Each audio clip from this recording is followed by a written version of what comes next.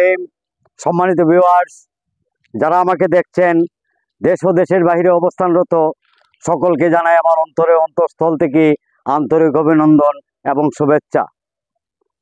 সম্মানিত গাইস, আপনাদেরকে জানাই আমার অফুরন্ত অকৃত্রিম ভালোবাসা এবং আসসালামু আলাইকুম। হিন্দু ভাইদের কাছে আদাব। আমি আজ বিশ্বের বৃহত্তম ঐতিহ্যবাহী একটি গ্রামের একটি শেষ প্রান্তে আজ চলে আসলাম। নিশ্চয়ই আমরা বুঝতে পারছেন এবং দেখছেন কোথায় চলে আসছি। আজ বানিয়াচুঙ্গির ঐতিহাসিক একটি স্থান, যে স্থানে আসলে পরে হৃদয় কেঁপে ওঠে।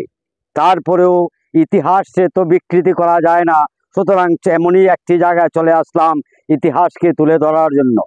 আমাদের গ্রামটি বিশ্বের বৃহত্তম গ্রাম কেন হয়েছে নিশ্চয়ই আপনারা বুঝতে পারেন।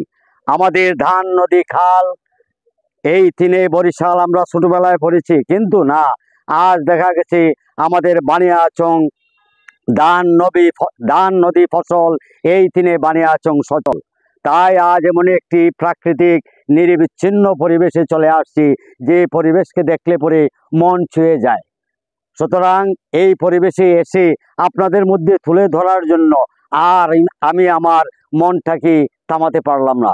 সুতরাং ক্যামেরা বন্দি করে ফেললাম, যেন আমাদের বানিয়াচংয়ের ইতিহাস, বানিয়াচংয়ের ঐতিহ্য, বানিয়াচংয়ের বিভিন্ন ধরনের পর্যটক এলাকা তুলে ধরার জন্য আমি আপ্রাণ চেষ্টা করে যাচ্ছি। আপনারা হয়তো বলতে পারেন যে আমাকে কেন এত দায়িত্ব নিতে হলো। না, অনেকেই ভিডিও কন্টেন্ট তৈরি করেন, নিজের সামাজিক, নিজের পারিপার্শ্বিক অনেক ধরনের ভিডিও কন্টেন্ট তৈরি করেন।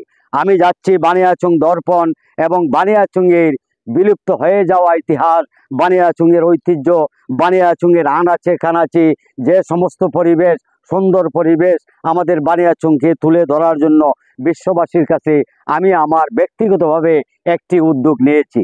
যদিও আপনারা দেখতে পাচ্ছেন এই জায়গাটা অত্যন্ত সুন্দর এবং নিরিবিলি। আমি মনে করি এখানে এসে শুধু একমাত্র সৌন্দর্য উপভোগ করতে পারবেন আপনারা দিনের বেলায়। আমি মনে করি এই যে স্থানটি রয়েছে, এই স্থানটির নাম হলো আঞ্জন।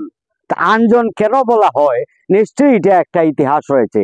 যাক, আমি সমস্ত বলবো না কেন নামকরণ করা হয়েছে, শুধু এইটুকু জানি যে আঞ্জনের যে পরিবেশ, যে পরিচিতি, যে কারো মন হৃদয় কেঁপে ওঠে।